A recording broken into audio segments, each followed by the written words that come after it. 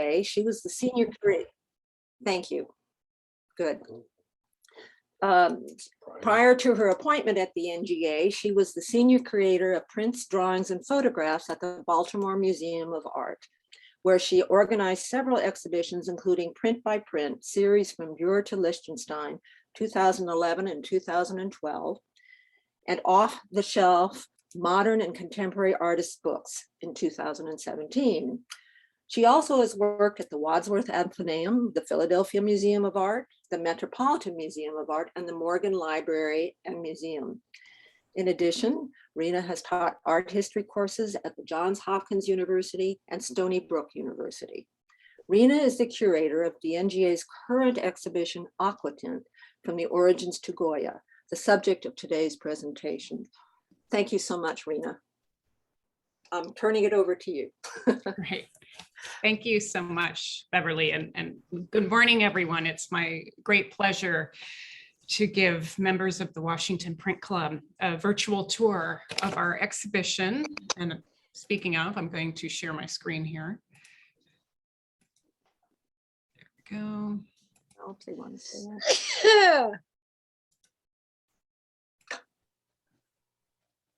Can everyone see that? I hope so. All right. It's my great pleasure to give a virtual tour of our current exhibition, Aquatint, From Its Origins to Goya, for members of the Washington Print Club, which opened at the National Gallery in October after being delayed for a year because of the pandemic, and will be on view until February 21st, 2022. I want to give special thanks to Washington Print Club President Chris With and Washington Print Club Program Chair Beverly With for inviting me to give this talk. In addition, I'd like to acknowledge and thank the Eugene V. and Claire E. Thaw Charitable Trust for generously funding both the exhibition and the book, which is a companion volume. It's not a catalog per se. And I also am grateful to my many colleagues, first and foremost at the National Gallery, but also to many in the larger print world who helped bring this project to fruition during a pandemic. Okay. The spark of the idea for this exhibition was in 2018. And when I say the spark of the idea, we're talking about Aquatint, the tonal intaglio printmaking technique that was developed in the second half of the 18th century. And in 2018, not long before I started working at the National Gallery of Art, we acquired a group of roughly 50 early aquatints, primarily French, made between the 1760s and the 1780s. And I was very excited about this acquisition. This is the early aquatint, and especially French aquatints were something that I had been interested in and researching for many years. So I'm showing you on the left our glorious East study room with a selection of works spread out. I wish we could all be there for this talk today or in the galleries, but virtual can be more inclusive, and so grateful for that. As I mentioned, I've been doing research for a number of years on the aquatints of several early 18th century French artists, including Louis-Jean Desprez and JeanBaptiste Le Pass, through the work that I did on the Artists and Amateurs exhibition at the Metropolitan Museum of Art, which I was very fortunate to work on with Perrin Stein, Elizabeth Rudy, and Charlotte Guichard.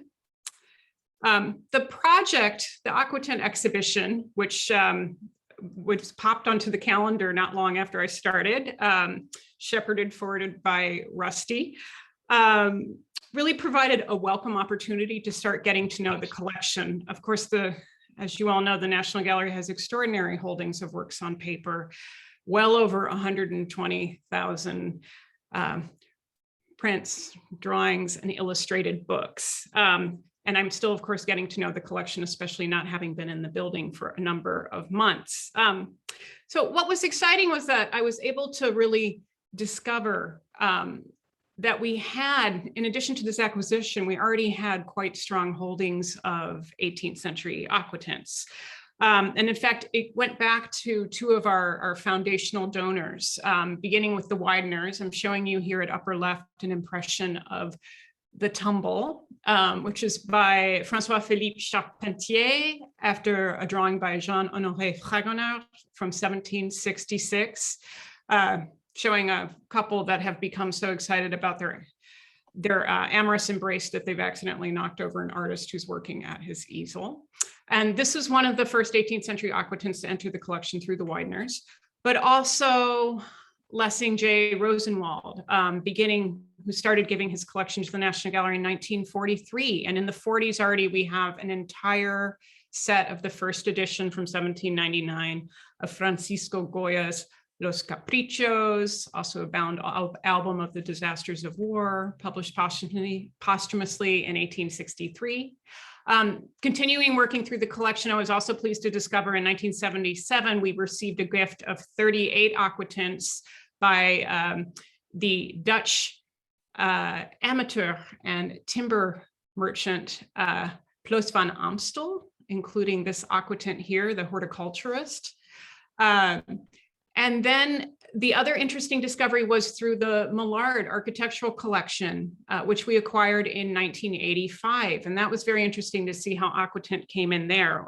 What I'm showing you here is a plate from George Richardson's 1781 publication, a new collection of chimney pieces, ornamented to the style of the Etruscan, Greek, and Roman architecture, containing 36 designs suitable to the most elegant range of apartments. And this, I hope you'll see in the exhibition, is particularly stunning. It has a double layer of aquatint in the middle to create that deep recess in the middle of the fireplace. So all in all, we have 111 works in the show. So prints, drawings, print albums, and illustrated books. I'd say roughly 2/3 of the works are new acquisitions, and probably about 3/4 of the works have never been shown before at the National Gallery. Now, this was very much conceived as a permanent collection show, though there are a few loans. As you might imagine, with the pandemic, loans became a bit more complicated. So I'm really grateful to my colleagues at the Getty Research Institute in Los Angeles and the Blanton Museum of Art at UT Austin in Texas for moving forward with a small number of loans for the exhibition, 3 in total.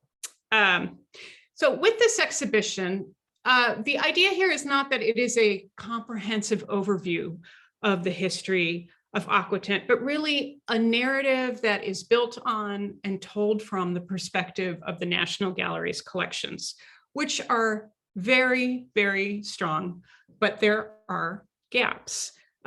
We don't have, for example, a lot in the way of British topographical prints or travel books. And for that topic, I would point you to, I have here on the right, Douglas Fordham, who's an art history professor at University of Virginia. His recent publication, Aquatint Worlds, Travel, Print, and Empire, through which he studies the production, proliferation, and consumption of aquatinted views of different countries and cultures at the turn of the 19th century. And really thinking about how this aquatinted imagery is inseparable from the larger historical currents of European colonialism and global hegemony. There also are many standard sources to consult on the history of aquatint. On the left here, I'm pointing to Christiana Wiebel's landmark 2007 exhibition on aquatints that drew on the historic collections of the Vesta Coburg in Germany. Then we have Ad Steinman's 2012 volume, Engraving and Etching 1400 to 2000, a history of the development of manual intaglio printmaking processes. And then we have Anthony Griffith's invaluable 2016 publication, The Print Before Photography, an introduction to European printmaking 1550 to 1820. And that's to say nothing of Anthony Griffith's 1987 Print Quarterly article, Notes on Early Aquatint in England and France, which I still find a great read. So before we get any further, what is aquatint? Of course, I know the members of the Washington Print Club are fluent in all printmaking techniques, and I'm sure you know, but I still find it always helpful to review. So I'm showing you a detail here of rosin on a copper plate and a detail of one of the plates from Carlo Labruzzi's original figures from 1788. So in its most basic form, the aquatint process involves distributing a pulverized rosin across a copper plate and fusing it to the plate with heat. The plate is then submerged in an acid bath where the acid eats away at or bites the exposed areas of copper around and between the rosin particles. The human eye reads the resulting speckled pattern of acid-bitten indentations when inked and printed on paper as tone. The appearance of aquatint varies depending on the size of the rosin particles, how they've been applied to the plate's surface, and on how long and how often the plate has been corroded by acid, among other factors. The longer the plate spends in the acid bath, the more the acid eats around the rosin particles and into the plate, resulting in deeper indentations that hold more ink and print darker tone. I think you can see that here with the increasingly darker tones, 1, 2, 3. So, bearing in mind that many people, even art historians, are not necessarily familiar with the technique. And I have to say also, it's been really interesting having conversations with people walking through the gallery and giving other talks. It's a hard technique to wrap your head around. So it was essential, absolutely essential, to have a section of the exhibition explaining the materials and techniques of aquatint. So I'm showing you here in the third gallery of the exhibition a case that we worked long and hard to have in the exhibition, and I couldn't be more pleased with how it came together, where we recreated basically the upper left quadrant of that Carlo Labruzzi aquatint that I just showed you in the earlier slide. And this case, which you're seeing before we lowered the plexi bonnet on top of it, was the results of really the fruits of collaboration with 2 incredible colleagues, my paper conservation colleague, Michelle Ficini, and the Baltimore printmaker and longtime faculty member at the Maryland Institute College of Art, Micah True Ludwig, who I've had the fortune of knowing for many years. And really, although there was, and I'm going to just show you really quickly, although there was a lot of, in the way of, this is a shot here in True's Purple Crayon Studio in Baltimore. And as you can see, we're cranking out an impression. This is True here at the press and Michelle Ficini here on the right.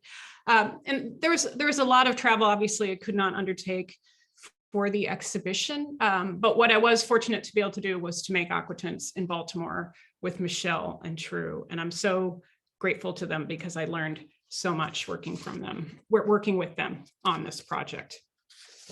So let's turn to the exhibition. I'm showing you 3 details. There are so many I could have picked. This is Depian's, one of his prison scenes, The Well, after Galimberti. This is a detail from Marina Katarina Prestol's View of the Loss of the Rhone after Louis Bélanger. And this is an aquatint, a detail by Jean-Jacques Lagrenet, one of his own designs of a neoclassical frieze. So in general, this show spans from the 1760s to the 1830s, but I really am concentrating for the most part on the first 4 decades of the medium's international flourishing in Europe. So why this focus? Although, I fully acknowledge that aquatint was invented in the Netherlands in the 1750s, and I can again point you to Ed Steinman's research on that topic if you want to read more about Van de Velde. Its possibilities really lay dormant until the 18th century, when there was a burgeoning interest in studying and collecting reproductions of drawings. And I think you can see, even looking at these 3 details, that aquatint just offered an unprecedented means to multiply the subtle variations of ink and wash drawings. The 18th century, really the second half when we're seeing aquatint develop, it is an exciting time to see how artists are exploring this new tonal medium. So I like to say there's nothing to unlearn. I have to say, working on this exhibition, I never cease to be amazed by the beauty, the complexity, and the sheer variety of these works. And these are works that range broadly in terms of project, print genre, subject matter, style, and technique. Obviously, Francisco Goya will be the name that is familiar to most people, but I didn't want this to be a Goya and his predecessors show. I really wanted to expand and complicate the early 18th century history of the medium with this exhibition. So in that way, I also wanted to draw attention to many of the Aquatint pioneers that are undeservedly lesser known, or because impressions of these early Aquatints are relatively rare today. Part of it is they weren't produced in large numbers. Part of it is because the finely textured surfaces of the aquatinted plates wore down quickly in repeated runs through the press, but also because many of the early Aquatint pioneers only worked in the medium for a short period of time before they moved on to other projects. What amazes me is that by the 1770s and the 1780s, there are multiple artists creating aquatint across Europe. And we see this international spread, this experimentation with the new medium happened, notably before the publication and widespread availability of step-by-step treatises or manuals on the subject. The other thing that I find fascinating about the early history of aquatint is that there is just this, it's surrounded by this incredible atmosphere of intrigue, extending even to secrecy, that really align with Enlightenment Europe, Enlightenment period's preoccupation with discoveries and advances in knowledge. So the exhibition is organized in loose chronological order, in monographic or thematic sections. And throughout the exhibition, it's in the 5 galleries of the 5 inner tier galleries, which I'm thinking most Washington Print Club members know like the back of their hand, but I'll guide you each time we move into a gallery with this little key here. But I really wanted to think of aquatint as this cross-cultural phenomenon. And so I wanted to make sure that each gallery in the exhibition included works by artists working in different countries to make sure that we had that worldly, international flavor to the beginnings of the medium. So here we are in gallery 1 of the exhibition. This was before the sign was hung up outside, which has a beautiful graphic identity that my colleague in our graphic designer, Vicky Kack, came up with based on one of the 18th century treatises towards the end of the show. And thinking about the exhibition and starting in the mid 18th century, I wanted to have a section that you can see here on the right that shows prints made in different techniques by different artists from different countries, replicating drawings at mid-century.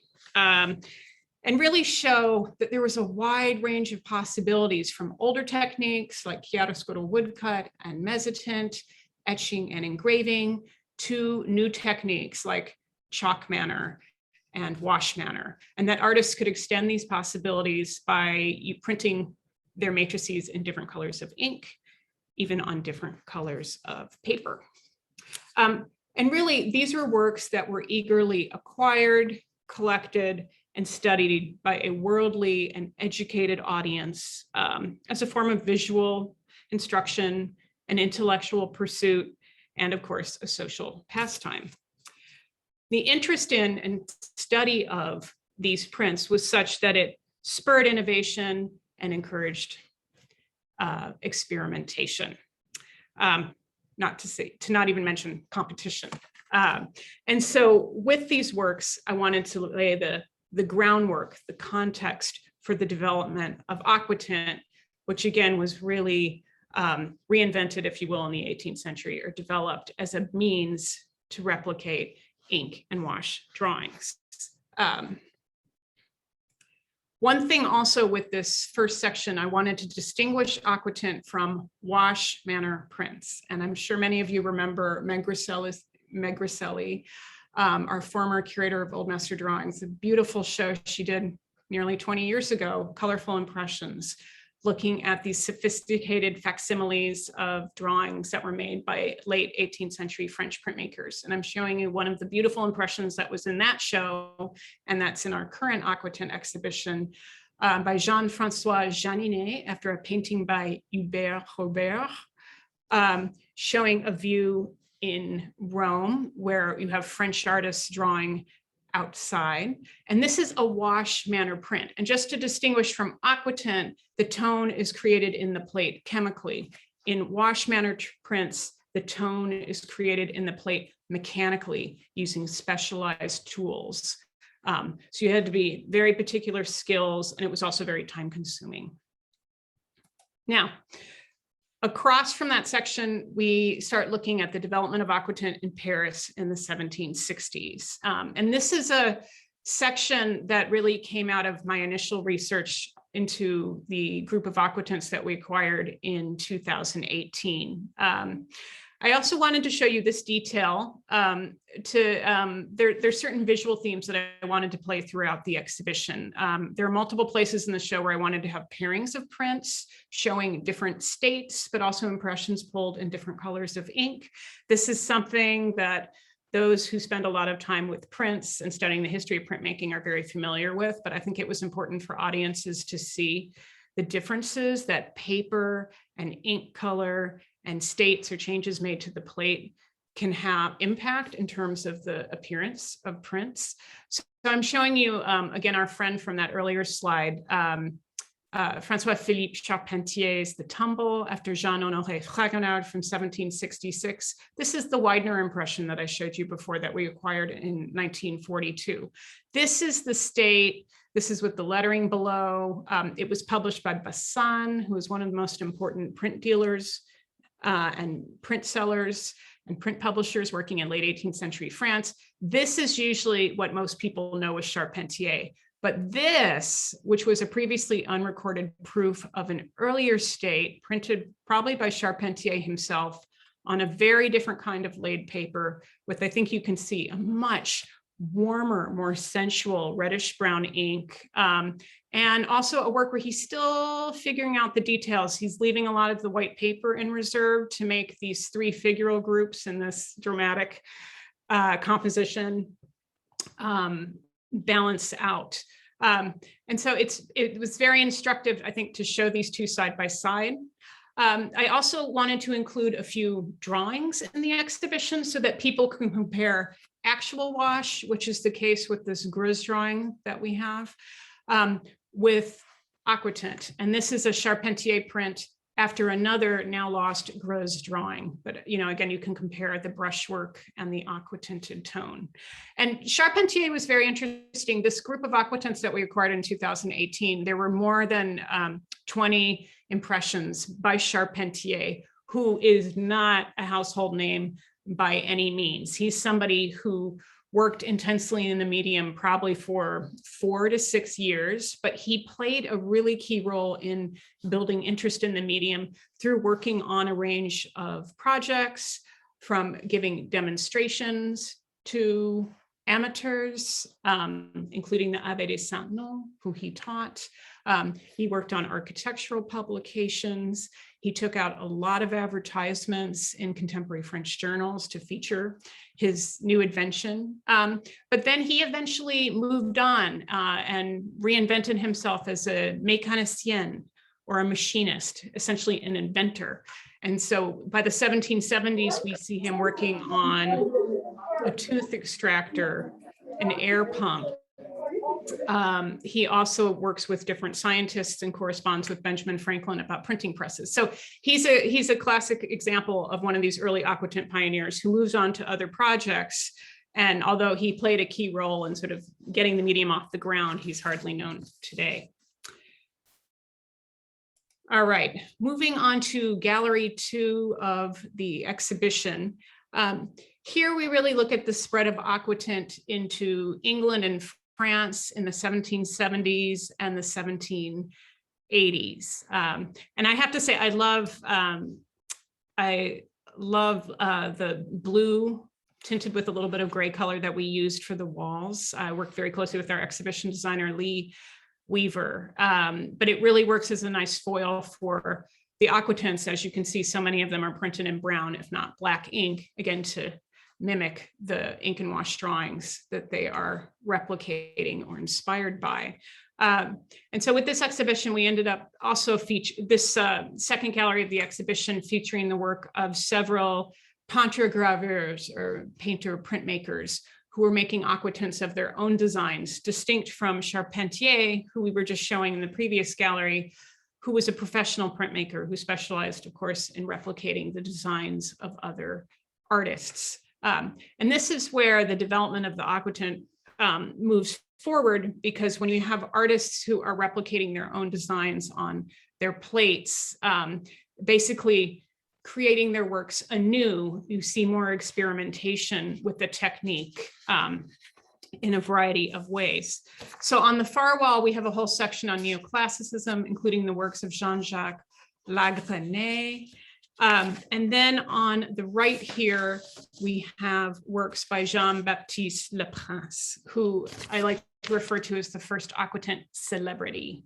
And after he perfected the technique of aquatint in 1768, and in fact, he even took out advertisements that said that he did not invent it, but he perfected it. He used the medium to target a broad audience interested in drawings of or images of Russian subject matter, which was his area of specialization following a 5-year sojourn he made to Russia between 1757 and 1762. And Le Pass actively promoted his prints in numerous ways. He took out advertisements in contemporary journals, as I just mentioned. He displayed his aquatints along with his paintings and drawings in the biennial salon or public exhibition at the Louvre. He also kept his aquatint technique a secret. He would not divulge it. And this really generated intrigue about the technique. But the other thing to keep in mind with Le Pass, and I think you can especially see with this work here, is just his aquatints were just exquisite objects. He had an extraordinary tonal range.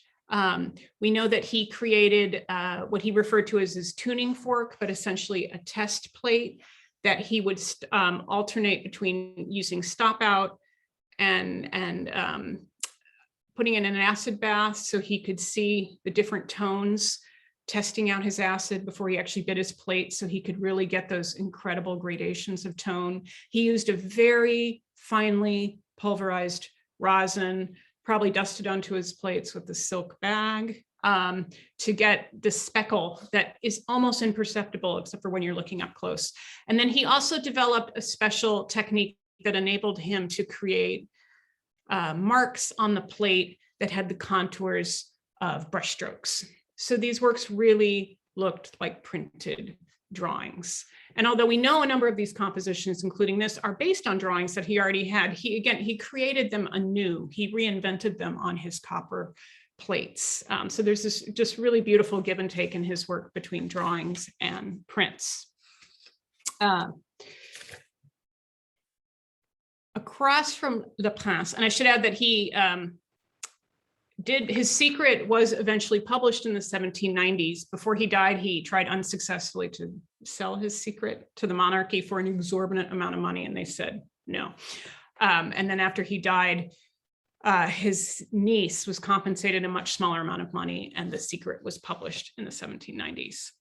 On the opposite side of the gallery, I wanted to highlight the work of the British artist, Paul Sambi, who is an extraordinary aquatint artist. And he, in fact, is the one who coined the name of the medium. He learned aquatint in the early 1770s and started experimenting with the medium. And then in 1775, published the first of what would be several series of aquatinted views based on his own drawings of the Welsh countryside. And in the title page for the first of these series, which is entitled 12 Views in Aquatinta, taken from drawings taken on the spot in South Wales, that is where he coined the term aquatint.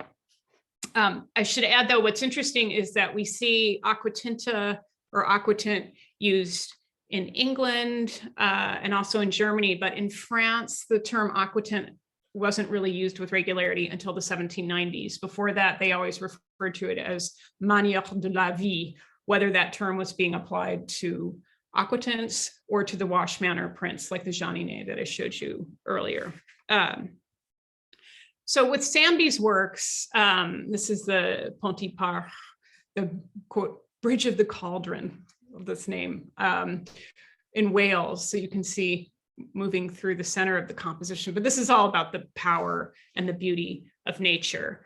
And Sambi really advanced the medium in England, first and foremost because of his extraordinary technique, but also because he wed the technique with his naturalistic landscape style. And there were so many audiences in England and also increasingly abroad who were interested in English landscape subject matter.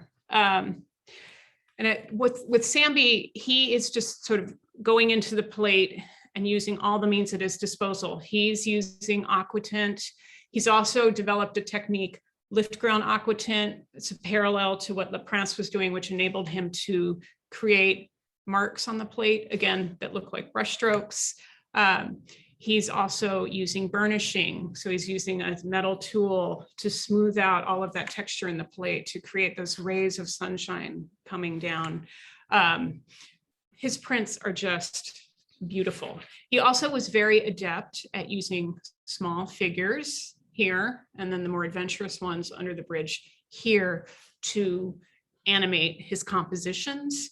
They also encouraged people to engage with the prints. And we have to keep in mind that some of the works in the show would have been glazed and framed, but most of these aquatints, and especially those created in series, which is a fair number of the works in the show, were stored in portfolios or bound in albums. And so that's something I wanted to do throughout the exhibition as we had space, was to make sure that we had bound print albums or illustrated books. And what I love with this view of the second gallery, as you can see, we have a really gorgeous album of Sambi's aquatints. I wish we could show every work in this album because it's spectacular, but I opened it up to one view of Windsor Terrace because it really felt highlighted Sambi's abilities to capture the human figure in a tiny form and engage his viewers and encourage them to engage with the prints. As I always like to remind my son, people did not have iPhones in the 18th century, and looking at prints was a social pastime, but it was also a means of instruction and entertainment. And so looking at Sambi's prints, people could wrap their own narratives around them, looking at those little figures. I also wanted to draw attention here on the right to this Sambi print, which was a gift in 1989. Here it is up close, from the Washington Print Club. Thank you very much. And it was given in honor of Sherwood B. Smith Jr., who I mentioned towards the beginning of the talk, who gave the large group of Plus van Amstel's aquatints to the National Gallery in 1977. And I believe it's the first time that we've shown the work. It's beautiful. I think you can see from this other picture, it's quite large in scale. And it's quite rare. I think there are only 2 impressions known, if I remember correctly, from Anne Gunn's Catalogue Raisonné. And it's actually a plate that he etched in 1762, an Italian-inspired composition, and then later went back into the plate, probably in circa 1774, to add the aquatint. And this always amazes me. All these passages down here, it looks like brush and wash. It's all aquatint. And then this back in the background, this mountain, that's pure aquatint. There's no etching combined with it. It's a really beautiful print. And so I thank you for it. And I'm so glad that we could include it in the exhibition. All right, moving on to Gallery 3. This is where, this is a gallery that thought through and sort of changed shape over time as I was working on the exhibition, but I felt it was very important to have a section on amateur printmakers. It's something I talk a lot about in the exhibition, but I think it's so important to wrap certain basic points about the history of printmaking into the show, is that we have professional printmakers who are replicating the designs of other artists. We have petrograveurs who are recreating their own designs on the plates. And then we have amateurs who did, these are non-professional artists. They did not need to make prints in order to support themselves. And they were amateurs thinking really broadly across Europe. We're an international group of like-minded cosmopolitan collectors who embraced drawing, etching, and sometimes aquatint to expand their art historical knowledge, enhance their connoisseurship, and to cultivate relationships with artists. So what was interesting to see over the course of working on the exhibition is that these amateurs, in corresponding with and circulating their prints, including gifting them to amateurs and other people of cultural distinction, this international coterie of amateurs really facilitated the European transmission of aquatint. Two of the most important amateurs were the Abbé de Saint-Nom, a French amateur aquatintist who created more than 250 aquatints in the 18th century. His work is included in the first gallery of the exhibition. And then Ploos van Amstel, the Dutch timber merchant, showing you 4 of his prints here, including the horticulturist that we talked about in the beginning, the exhibition. These are 2 artists, Saint-Nom and Ploos van Amstel, looking at late 18th century inventories and auction catalogs. Their work was collected across Europe. We also know that they, again, gave their prints to important individuals. They also gave demonstrations of the aquatint technique. So Saint-Nom gave a demonstration in 1778 to Benjamin Franklin. And Ploos van Amstel, who was very involved with other Dutch amateurs, especially collections of Dutch drawings, also gave a demonstration for Prince of Orange. So we have this incredible role played by aquatints in the transmission, incredible role of amateurs played in the transmission of aquatint. On the opposite wall from the amateur section, and next to the technique here, we have a section dedicated to the Prestols. And this is really thinking about aquatint making its way to really percolating across the European continent, both through the circulation of prints and periodicals, but again, also these interconnected circles of artists and cosmopolitan collectors. So this section is dedicated to the work of Johann Gottlieb Prestol and Maria Katarina Prestol. And one of the incredible things we have in the Rosenwald collection is we have one of the 3 series or portfolios of prints that the Prestols made between 1776 and 1785 that replicated more than 100 Old Master drawings by European artists in German collections. And so in the Rosenwald collection, we have the 3rd portfolio, what is known as the Kleine cabinet or the little cabinet of 36 prints, mostly etching and aquatints that replicated different drawings, again, in German collections. And what was exciting about this was really to do research on the portfolio, but also to highlight the work of Maria Katarina Prestol, who's one of the first women practitioners and had a very impressive career. Probably the most famous work created of the 3 Prestol portfolios is the work I'm showing you on the right, which is by Maria Katarina Prestol, after a drawing now in the Albertina by Jacopo Ligozzi, The Triumph of Truth Over Envy. And I love showing the 2 works side by side, and we were able to show details as well in the book. The idea with the prints that the Prestols were making is that they were customizing a combination of different intaglio techniques, and especially etching and aquatint, to best replicate the drawings at hand. They would then trim the prints and mount them onto, at least for the 2nd and 3rd portfolio, to a larger sheet and cut and paste the text on the reverse. So they mounted their prints so that they look like mounted drawings. They are beautiful works. What's interesting with this, and I think you can see with the comparison, is Ligozzi's drawing was made with gold ink. And so Prestol is replicating the work, but again, it's not an exact reproduction, or facsimile. It's an interpretation. And she's also, what I love about this work is she's really highlighting her use of gold ink. It makes the print a beautiful, a wondrous object in and of itself. It's also a way of showing other printmakers in Europe. And Christiane Wiebels argued that she's competing with 18th century French printmakers who were using gold leaf. And I think she's right. But it's really a tour de force work. It's printed from 2 plates. So one plate was etched and aquatinted and printed in brown ink. And then the same sheet of paper went through the press again with a second plate lined up with registration marks with an etched design that was printed probably in ochre ink. And while those lines were still wet, pulverized gold leaf was dusted over the plate. And that's how we get this incredible shimmer in the print. Over the course, since the show's open, I've been able to walk through with different people. And I was delighted a couple of weeks ago, I had a visit from Armin Kuntz, who's the director of C.G. Berner, the old master print shop that I'm sure you all know. We miss seeing them all at the IFPDA fair. So he and Carlo Schmidt, who heads up C.G. Berner in Dusseldorf, had been in conversation about Prestol's work. Carlo Schmidt's also worked on Prestol. And they talked to a fellow printmaker to see if he could replicate that gold leaf effect. So I'm showing you a detail by Anton Wirth, who some of you may know. We have one of his engravings in the collection.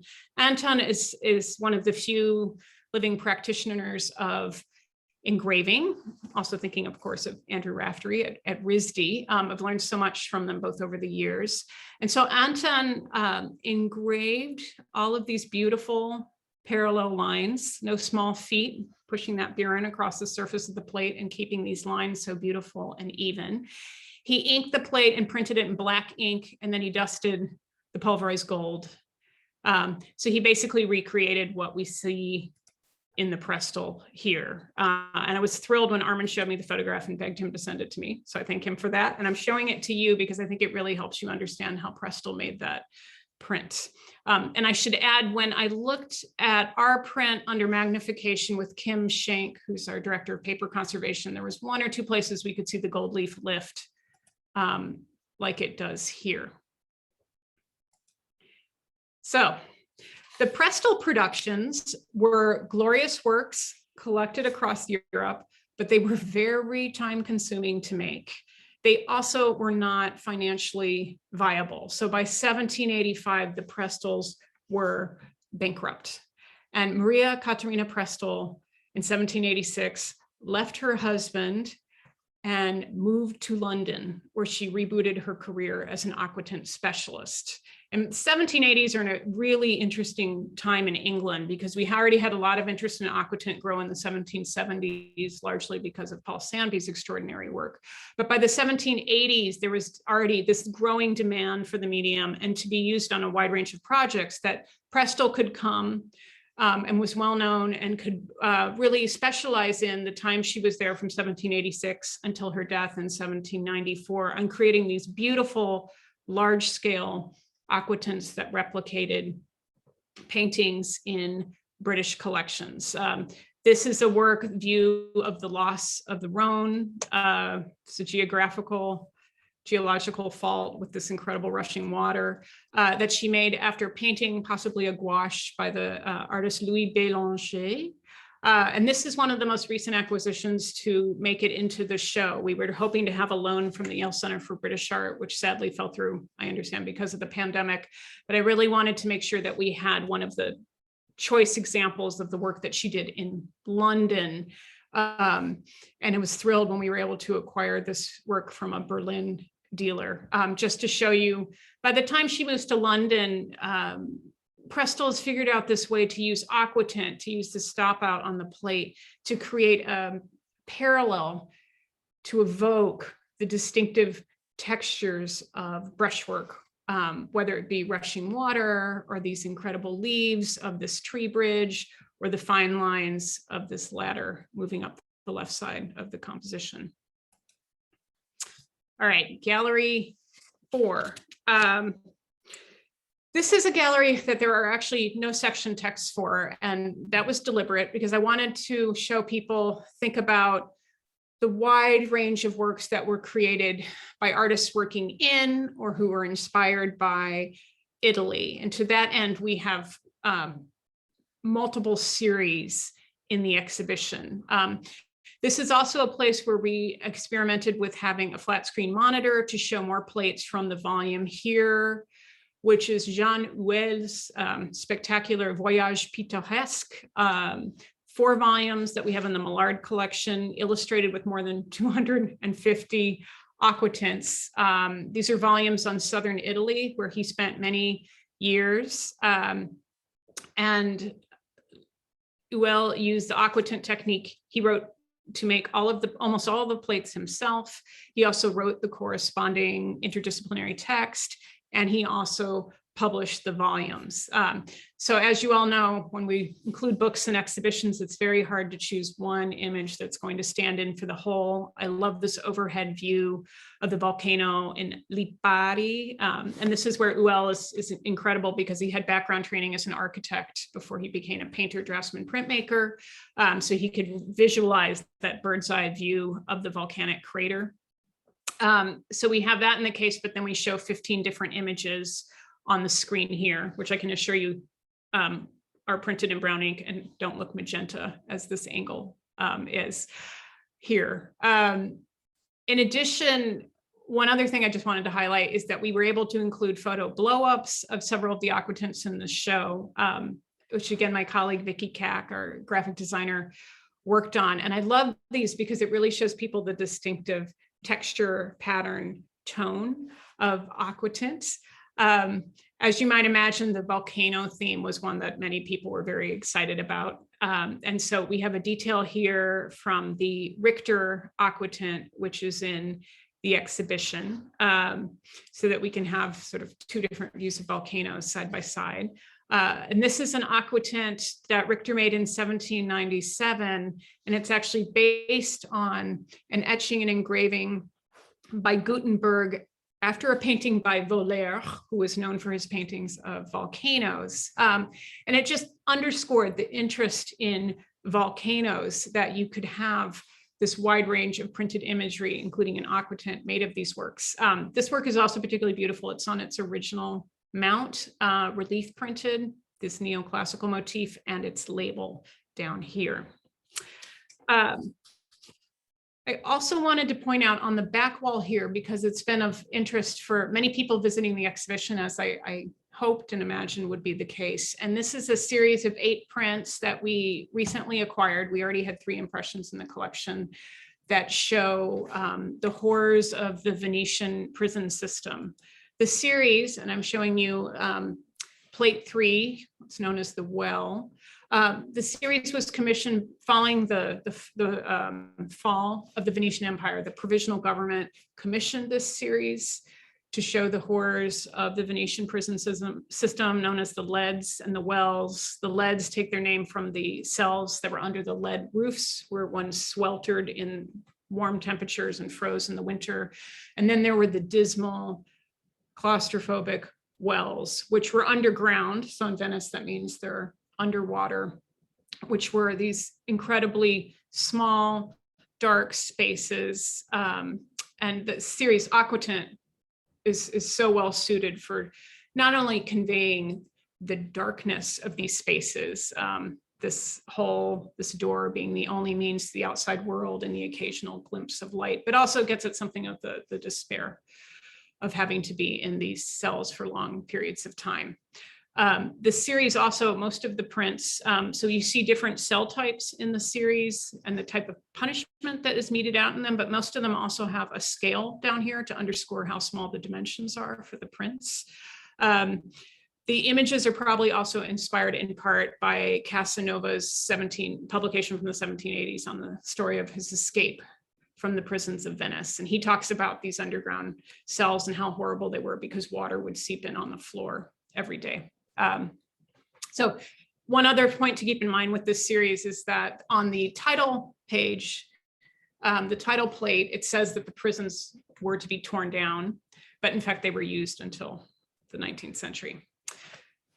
So one other section that I wanted to talk about in the fourth gallery of the exhibition is 3 works by Louis-Jean a French artist, like Goya, also originally an architect who then became a painter, a draftsman, a theater designer. He made his way to Rome in the late 1770s, where he was able to participate in he had a state-sponsored, he was state-sponsored pensionnaire at the Académie de France in Rome and partake in all that offered. He was able to travel to southern Italy for a year to make drawings for the Voyage Pittoresque. We mentioned Saint-Nom before, this publication that he made. And when he returned to Rome, he made a series of 4 untitled tombs that were inspired by his travels in southern Italy. And for this series, he embraced the new technique of aquatint. So what I'm showing you in the middle is, and we'll look at a detail in a minute, an etching, a proof over which he applied black wash. And then we are seeing 2 impressions, etching and aquatints printed in brown ink that we borrowed from the Getty Research Institute to show the final works. When we talk about the evolution of this composition, I'm showing you the image on your screen is actually larger than the actual drawing. There are 4 small tomb drawings that are now in the collection of the Cooper Hewitt Museum. And they're smaller, they're more finished, they have colored wash and watercolor on them. These are probably works that were unrealized illustrations for the Voyage Pittoresque that Desprez decided to revisit on a larger scale in the new medium of aquatint, and we are very glad that he did. So we move from this drawing to our new acquisition. So again, this is an etched proof over which Desprez applied black wash. And so it enabled him to anticipate where he would apply aquatint to the plate, but also enabled him to continue thinking through and resolving the composition. What I love about this work is I suspect there were more works like this created, an intermediary step, if you will, in the early history of aquatint. And, you know, I'd like to think that they'll come to light over time. But for me, this was like a puzzle piece snapping into place. So we have our proof, and then this is the final etching in aquatint, again, the GRI impression. And I think this is probably the first composition within the series of 4 that Desprez created. There's just more visual noise on the plate. You feel like, and there are a lot of little changes that he's tinkering with. I love how this is printed. It's unevenly printed, but also that speckled tone lends something of the sense of this passage of time to the plate itself. The figure, I should add, it's a total cipher. You know, is this a corpse? Because Desprez was very taken with the catacombs that he saw in southern Italy, you know, or is it a funerary sculpture? We don't know. It's very mysterious and haunting. But when we look at this side by side with the proof, one of the details that's interesting, so he has these pseudo hieroglyphics, and we've checked this out, just not, doesn't say anything. He had it originally on the robe of the figure and on the base below, but you can see he decided to take it out, which I think was a good decision because it really focuses, it enhances it's almost more distracting. I feel like it enhances the drama, the mystery of the scene. He also decided to make this sort of wedge shape down here. Oops. And then one of my other favorite details, because we have this, you know, burning oil is the only source of light for the entire composition and creates these incredible phantasmagoric plumes of smoke, is that he moved the head. It's a central vertical line here, and he decided to move it slightly off center, which is just a little bit mysterious, jarring, disturbing. These are phenomenal works. And again, I'm thrilled that we could pull the 3 works together in the exhibition. All right, last but not least, Gallery 5, which is where we have Goya's work, but also move into the early 19th century with Delacroix. And then we have a whole section on German and Austrian works to the right, as well as a little bit of British caricature. And this is really thinking about how by the 1790s, Aquatint was a known quantity. It had gained traction across Europe. And this is when we see, artists are using it, again, wide range of projects, wide range of styles. And this is when we see Francisco Goya, who first experimented with Aquatint in the late 1770s, decide to use the medium in 1799 to create Los Caprichos, a series of 80 etching and aquatints. I'm sure you all know very well. And he is the peintre graveur who invests the technique with just this unprecedented emotive drama and technical virtuosity. And especially because he weds the Aquatint technique with his biting social and political commentary.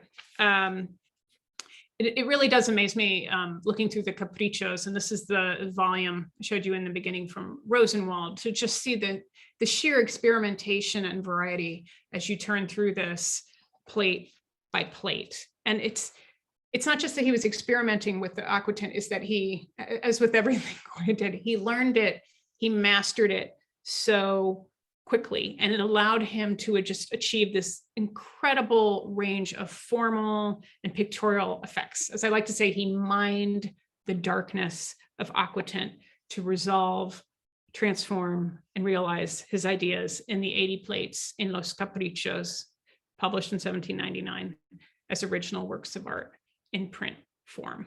I also don't think I have to tell you that Los Caprichos and then The Disasters of War, this is the album, again, from Rosenwald, the 1863 posthumous edition, are two of the most important series created in the history of printmaking and have influenced countless artists. So as I mentioned, the show tips into the 19th century.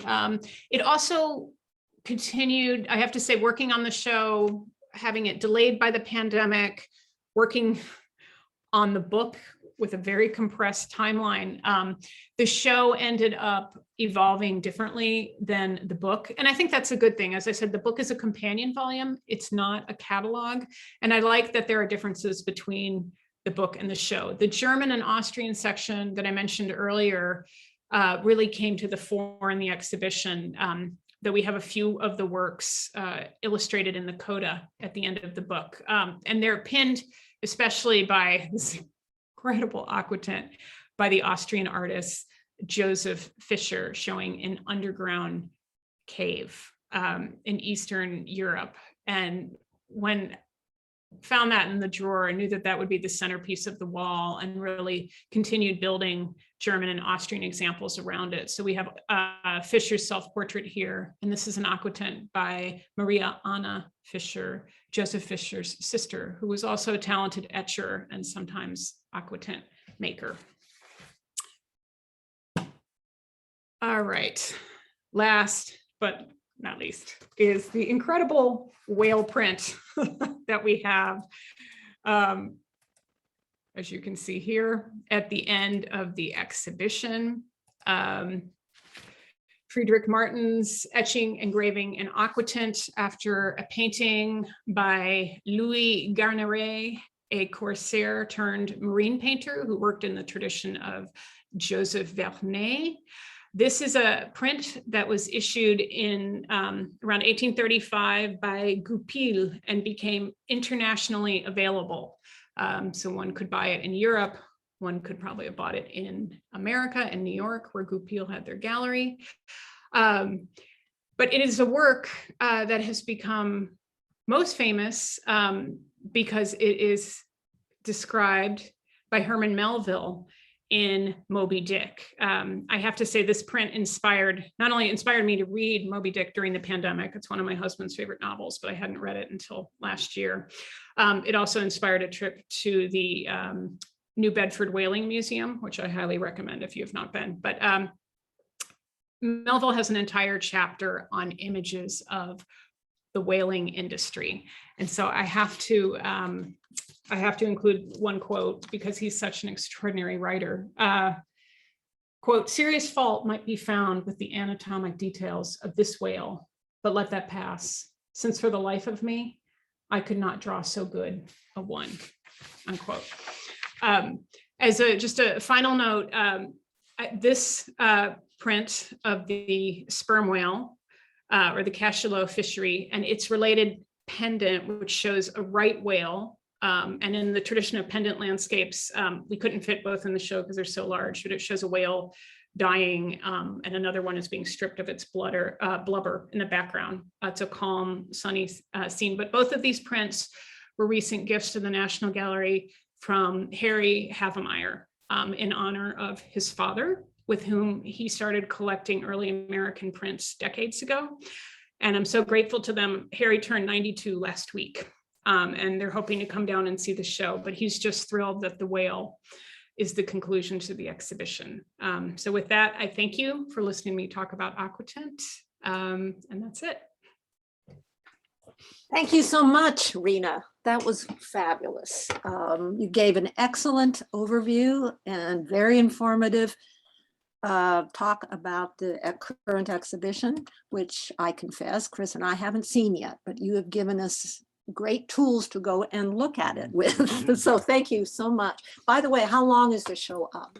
How long is it on view? Thank you for asking. It is up until February 21st. Oh, okay. So we have some time. That's great. But the sooner the better, because your talk will be fresh in our minds. Thank you. And I also wanted to thank you for your special mention of the Washington Print Club and also for highlighting some women printmakers, which you don't often hear about. No, that's true. Yeah, thank you. No, Maria Katarina Prestol really has an incredible story. So yeah, thank you. So we do have, first of all, many thanks from everyone in the chat room for this wonderful talk. But Keith Peoples asks, or said, the show is superb. Congratulations. You said early on that many of the artists moved on to other things. Why do you think that was? An issue with Aquatint, changing tastes, changing markets? It's a good question. I think it was for a number of reasons, and that's when it's important to look at how the artists came to Aquatint. Like I said, some of the early pioneers, Charpentier, but also Burdett, who was one of the first British artists, they were, they worked in Aquatint and then they became interested in other projects and they completely moved on. I think some artists were frustrated with the process. I mean, for me, that's what makes it so interesting. It's new. There's nothing to unlearn.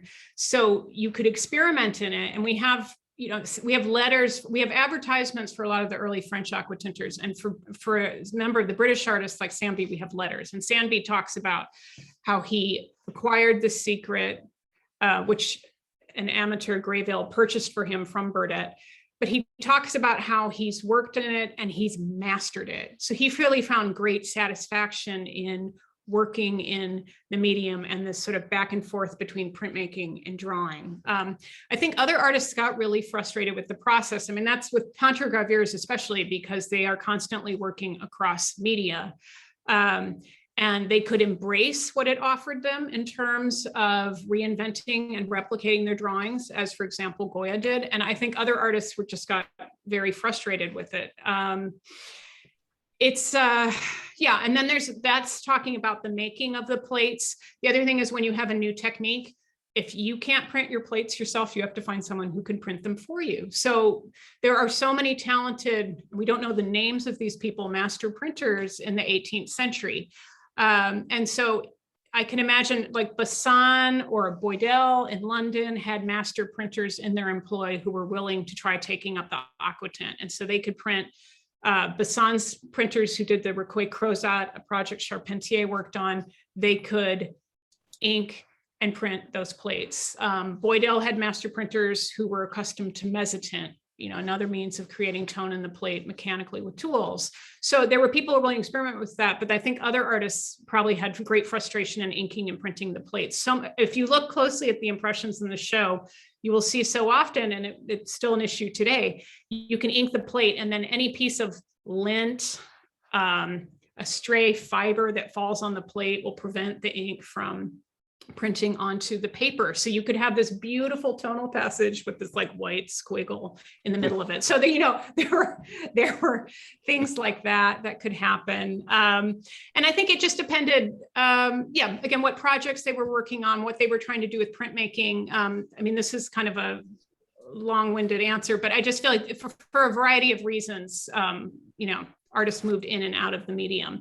I mean, that's what with England, again, where the medium really advances so that you have, it shifts, especially there, so that by the early 19th century, you have this incredible series of publications, artist manuals, travel books that are all being made in Aquatint. And by that point, the British really streamlined the process so that they could produce printed works for middle-class audiences. And you could have people who would just specialize in it. But anyway, I hope that sort of answers your question. Yeah. Rena, I want to piggyback onto that question. Did a lot of these artists have workshops, and were they financially supported in all of the work they did? It's not necessarily. I mean, it depends. Again, I feel like you have to look at it on a case-by-case basis. Like, Charpentier and Burdett were kind of their own people, and they were approaching others to try to interest them in Aquatint. So, Charpentier taught amateurs, and one of the goals of teaching amateurs was not only that they might give you money for your demonstration, they might buy the technique from you. They also had drawings that maybe they would lend you so you could replicate them. But when Charpentier was working on a larger project, he needed Besson to do that. Burdett's interesting. He tried to interest Wedgwood in using Aquatint for transferware ceramics, which is fascinating. And there's this incredible correspondence that Martin Hopkinson has published where Wedgwood and his partner are becoming increasingly frustrated with Burdett, who eventually is bankrupt and moves to Karlsruhe, Germany, and never does Aquatint again. So it depended who they were working with. But a lot of that, I think it also depends on whether the artist, where they were vis-a-vis the larger printmaking industry. So professional printmakers might have those connections to a publisher that they could work with, who would also distribute the work, because that was another issue. Pontier-graveurs might try to do it themselves and then sell their plates. It really depends. And that's, again, when you have just this rarity of some of these early prints, it may be because they were trying to print them themselves. And Besson is somebody whose inventory, the auction after his death is fascinating, because you can look, you can find all these plates that he bought and was printing and publishing, including Charpentier's work. Yeah. Well, we have two questions from Linda Morenas. Uh-huh. How many impressions could be pulled from aquatinted plates without losing nuance? And number two, what characteristics of paper were sought for Aquatint? Thank you, Linda. Those are excellent questions. And I also want to thank you for your logistics today with the Zoom and the PowerPoint. You did an excellent job, Linda. Thank you. So that's something we talk about, how we can only, with Aquatint often, especially in its early history, that only so many impressions can be pulled before the plates wear down. And this is apropos, Chris, the question you just asked about working with master printers. Like, a good master printer is going to figure out how to get the most out of the plate by choosing the best ink, inking the plate, varying the pressure on the press to get the most out of the plate. But I do not think, with a lot of these earlier Aquatints, I don't think a lot were pulled. I'm hesitant to give you a number, but I don't think a lot of them were pulled. And then you have artists like Sambi he's the Anne Gunn, the catalog raisonné I mentioned is, that's the go-to resource on Aquatints. But one of the things that's, I completely understand why this happened. She talks about state changes in the text. She doesn't illustrate them, but part of that is because Sambi kept going back into his plates, because those really thin, pale aqua tinted washes in the sky would wear down rapidly. So he was constantly re-aquatinting his plates, which creates this kind of beautiful variation. And again, this parallel between drawing and printmaking, but it makes it very hard to figure out, roughly how many could be pulled. The thing is, by the turn of the century, it was thought you could pull at least a couple hundred. And this is what Adam von Bartsch, of course, our historian of printmaking and the curator of the Imperial Collections in Vienna, who was also an amateur etcher and aquatinter himself. And he said that 200 impressions could be pulled from the plate, but there's a lot of variety in that. As for paper types, that's something I want to do more work on. With one or two exceptions, all of the impressions in the show are printed on laid paper. And when Michelle Ficini and I worked with Trude Ludwig, we tried to print on a variety of papers. I mean, that was fascinating to see the range of brown inks alone, but also how different papers responded to the aqua tinted surfaces of the copper plates. And so just one example that comes to mind is the La Grenée. I showed a detail in the beginning, and then we have a whole section of his work in the sort of neoclassical section of the second gallery. And he printed on a very particular paper, which it's not a paper that you would draw on. There's no question it's a paper you'd print on, but it had a soft, pulpy, it was a linen paper that sort of evoked drawing paper. And I think for him, he was a pantogravure, that was a very particular choice. So one of the, some of the prints we were able to print in True's workshop were on a handmade laid paper from Auvergne region in France, where papers have been made for many years. And a lot of the 18th century aquatints are printed on those papers, not only by French artists, but also artists working abroad, because those papers were so well known. It's $25 a sheet. And that was incredible to see how that paper responded to the aqua tinted plates. So the sheet actually in the demonstration case in the exhibition, the final print is printed on that paper. So you can see the beautiful watermark on the side. But a lot of the Charpentier, some of these earlier prints are on, I think they were on papers that they had sitting around. Some of the Proust Charpentier printed from those plates in black ink rather than brown ink were on a more absorbent paper. It's not that to say it was like a blotter paper, but it was softer and more absorbent than the laid papers that he was printing the impressions he sold on. It on. So anyway, there's a lot more work to be done there, and that's what I'm hoping can travel more to gather more information. Yeah. A follow-up question, if I may, Chris and Beverly. So that was one of my curiosities is, were any of the printmakers astute enough to maybe select a paper that wasn't so heavily sized? Because all of that nuance in the plates would be better, would be rendered more true to the actual design on the matrix if the paper was not heavily sized. It would be more receptive. So that was very interesting that you did notice that there's some papers that were much softer. Yeah, and that's something I'm hoping Michelle and I can do more work on, that because the La Grenée paper was very particular. I should add that Charpentier proof I showed in one of the earlier slides of the exhibition, that's on a paper. Michelle had the best phrase for it. She said, this paper has entirely too much personality because it had like a very particular weave. Yeah. Thank you. Very interesting. Thank you for your questions. Would anyone else like to ask a question? Just raise your hand and speak if you'd like. Joan Root, put yourself on. Joan, unmute yourself. Unmute yourself. Thank you.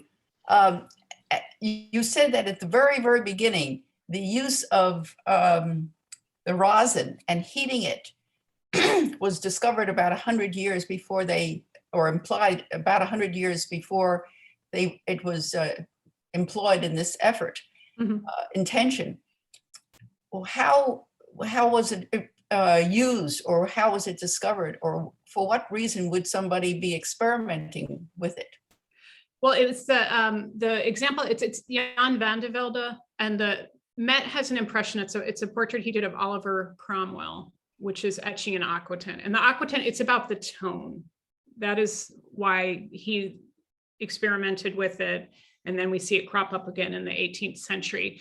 You think of my colleague, Jonathan Bober, likes to say that the 17th century Dutch are the great inventors of printmaking techniques. So think in the mid 17th century, you have this, experimentation with aquatint, but you also have mezzotint. This is around the time mezzotint is invented. And think about Rembrandt's Three Crosses, what he's doing with dry point on the plate to affect tone, to say nothing of Rembrandt's practices of leaving, a thin surface of ink on the surface of the plate. So there's a lot of experimentation with different means to create tone on the plate. There's also sulfur paste, which is essentially like applying an acidic paste to the surface of the plate.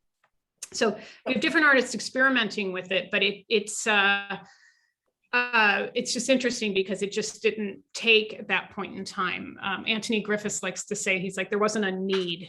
And that's what's interesting in the mid 18th century, is that there's just this explosion of interest in reproducing and collecting drawings. And you have all of these different techniques coming to the fore, old and new, like chalk manner and wash manner, and aquatint, just, its possibilities are being realized that way. But it also, I think it's a important broader point to take away from history and the history of art, is that, we tend to focus on who was the first, who invented it. And in fact, it's often much more complicated and nuanced.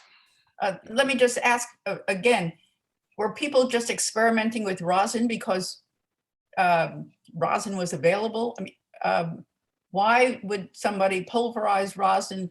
Why would they experiment with heating it up and seeing if it stuck without having anything to do with printmaking? What would have been a reason or a justification or just general curiosity that would have used rosin?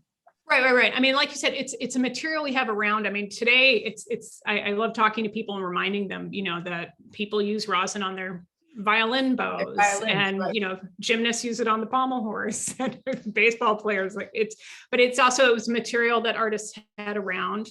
And the whole process of I can't speak to why Van de Velde decided to pulverize rosin, but I'm assuming he was looking for an alternative to a hard ground varnish, which of course would also be heated underneath to right. spread that across the plate, whether you rolled it, depending on how it was applied. So I think it's the same process. What's interesting to me is also the experimentation with rosin in terms of heating it, because you want it to fuse to the plate, but you don't want it to melt onto the plate, because then you basically are creating like a ground, albeit a kind of porous one. But I think it just, to me, it's this like tinkering that we see across the arts, but especially with printmaking. Yeah. And I think, just to add to that, and then I'll stop talking. I think it's also what made the technique very appealing then in the 18th century. Again, I mean, this is the Enlightenment. There's just so much interest in art and science. And this is, again, where amateurs are very interesting, because a lot of them were not only amateur printmakers, they were amateur scientists. And it was like Aquatint brought all of those elements together. Thank you. Thank you. Lulin has a comment, and ballerinas use rosin on their point shoes so they don't slip. Interesting factoid. Absolutely. And time for one last question. Linda, would you like to ask your question? And then we'll. I am assuming that most of the sources for Aquatint were primarily ink and wash drawings, but you mentioned some oil paintings, and so were the sources diverse, or was it primarily ink and wash drawing? Thank you. It's a good question. I think it was primarily ink and wash drawings because that's what artists were working in. The Maria Katarina Prestol, those later works in London are primarily after oil paintings, so sometimes gouache. The one example I'm thinking of that's a bit different is the Abbé de Saint-Non, French amateur. And for him, he makes aquatints. He was making aquatints to replicate primarily works by contemporary French artists who he loved and collected. So Fragonard, Boucher, Robert. But in certain cases, we don't necessarily know, we can't necessarily pin down exactly what his source was. So the image that we use on the cover of the book, The Italian Garden, there's two related works. There's a red chalk drawing and there's a painting. And he might have worked from either of those or something else. We also know that he and Fragonard, because they were experimenting with printmaking, we're also very interested in counterproofing. And counterproofing you can do with a wet impression of an etching, of course, put the paper on top, put it back through the press, reverse more ghostly image, but you could also do it with red chalk drawings. And there's a lot of experimentation back and forth between drawing and printmaking. So with Saint-Non, I think part of the appeal for him was that he could replicate these drawings that he loved, but he could remake them in his own idiom. So even though he was working from the design of another artist, he was making the print his own by realizing it in Aquatint. Yeah, that's clear in many of the printmakers that they were doing a tremendous augmentation of the original source through the medium of Aquatint. Right. Wonderful, thank you. Thank you. Great questions. Well, thank you so much, Rena. This was excellent, needless to say. And on behalf of the Washington Print Club, thank you for all you do for us and for the print community. Wonderful. Well, And thank you. Linda, thank you so Washington much Print Club. for being an excellent Zoom host today. You did it. You're welcome. need Thank to- you for the moral support. None needed, really. So, did you want to say something, Rena? I'm sorry. Oh, just thank you. Thank you again. Oh. And I wish everybody happy holidays. I Oh, can't believe yes. we're in December, but we are. So Thank you. happy holidays. Thank you, everyone. Thank you, everyone. Thank you. Appreciate it very much. Thank you. Bye. Bye-bye.